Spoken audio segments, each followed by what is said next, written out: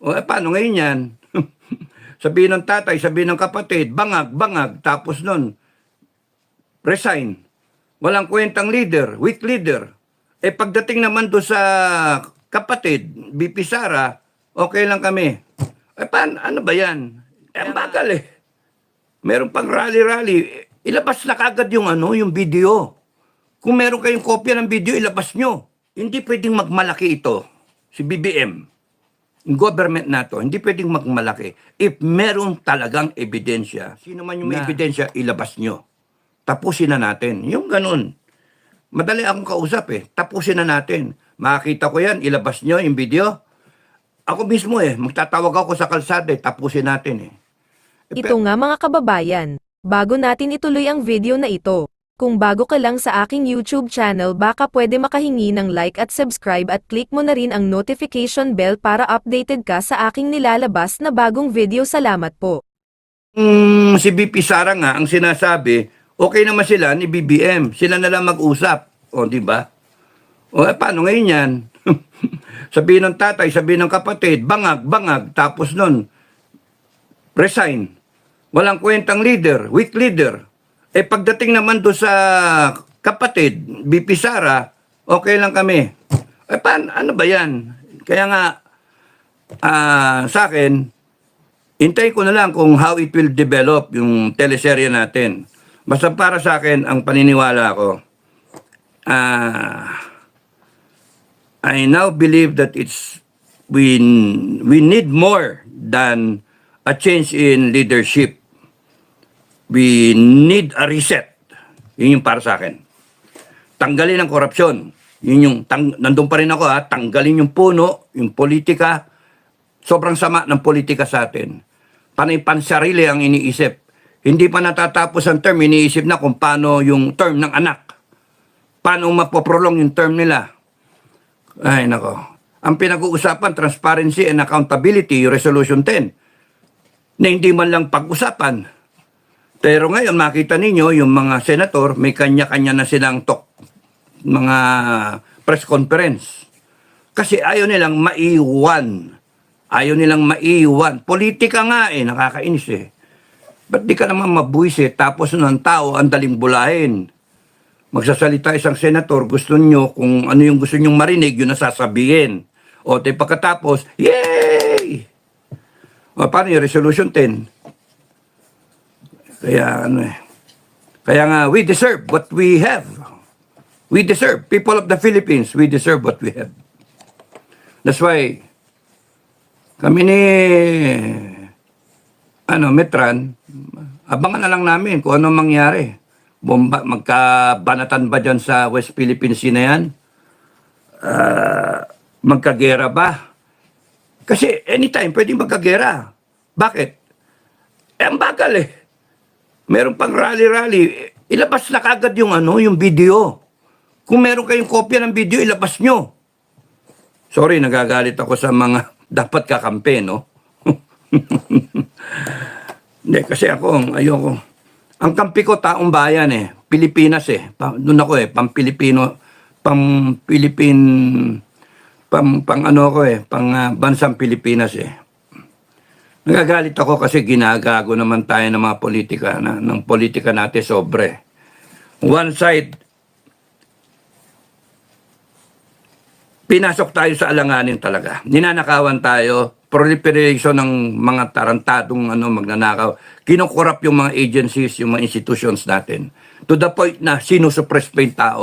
Hanggang ngayon, kita nyo yung maisog rally, tinatakot yung sa venue. Private sector na yun Yung sa Davao, yung governor, minalas.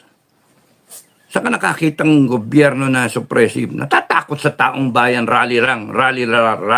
Kasi alam nila pagka yan nagtuloy-tuloy, mag-snowball yan, tanggal siya. Pero meron mo siyang armed forces, loyal sa kanya.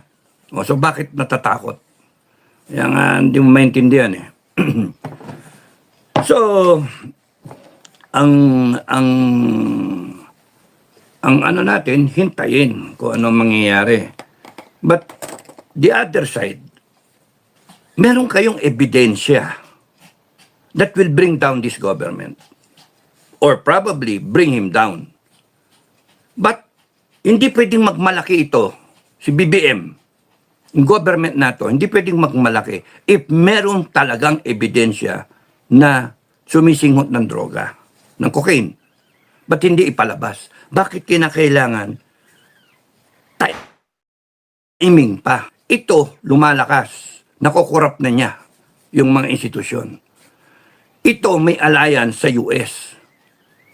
No? Ito, pwedeng pumapayag siya na maging pawn para sa US. Pwedeng maapektuhan ang buhay ng 119 million Filipinos. As of 2024, 119 million Filipinos. And yet, timing ng ebidensya. That video ng Pulburon will put in question yung kanyang pagiging presidente. And that is more than enough to bring him down. Because even yung armed forces walang magagawa eh. Kasi taong bayan sa galit. Makita mo ng social media, buong mundo, makita na sumisingot ng droga yung presidente ng Pilipinas. Sus Mariosep. Tapos may sinasagot na nga sila eh. Di ba? Parang bunyin nun. This is the real one, this is the spliced one. Ngayon sinasabi nila AI. Di ba? Yun yung inaano nila. Pero, o di ilabas para mapatunayan or kundi kaya isubject siya sa isang honest to goodness sa drug test. Nung hinamon siya ng January 28, so February, March, April, April 30, April 29, maglalapse yung 3 buwan para do sa hair follicle. That is kung hindi na siya nagte-take, addict eh. So, wala yung 3 buwan, pasok pa rin yun. So, kapag kanilabas yung ano na yan, yung video na yan, at nakita na siya ay talagang naggaganon. Next is, sige, subject ka sa drug test. Pero hindi ka na muna presidente. Take over muna si BP. Legal lahat yun. Pero anong hinihintay natin? Timing. Sige, timing. O di mag-declare sila ng gera, manggulo sila dyan sa West Philippine Sea. Ma-invoke yung Mutual Defense Treaty. Ayan, sige, kaka-timing ng isang kampo. Na. Kaya nga, sinasabi ko sa vlog ko eh. Excuse me. Clear and present danger. Clear and present danger anytime. This bangag, BBM, can declare hostilities there, can escalate the West Philippine Sea, turn it into an incident na talagang magkabangayan, may mamatay dyan, etc., etc. Ayun, tapos gulo na. Ang Amerikano, isang pagkakamali lang. Remember, yung Amerikano gustong-gusto na magkaroon ng gulo dyan. Kasi election year. Ay, nako. Anyway, yun yung ano. So, sa akin, play safe na lang kayo. Play safe. Bakit?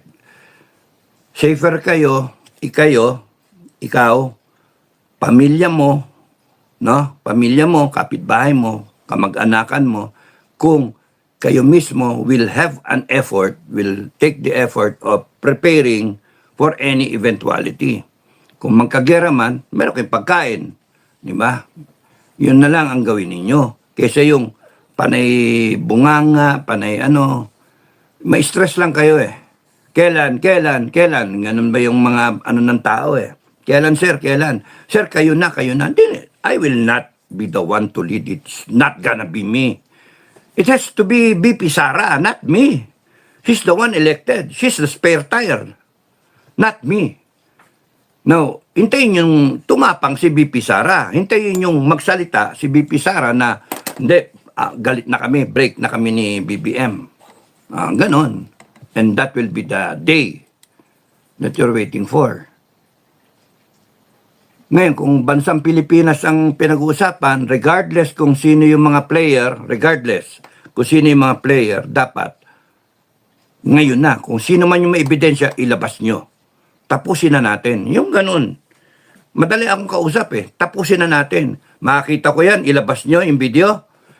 Ako mismo magtatawag ako sa kalsada tapusin natin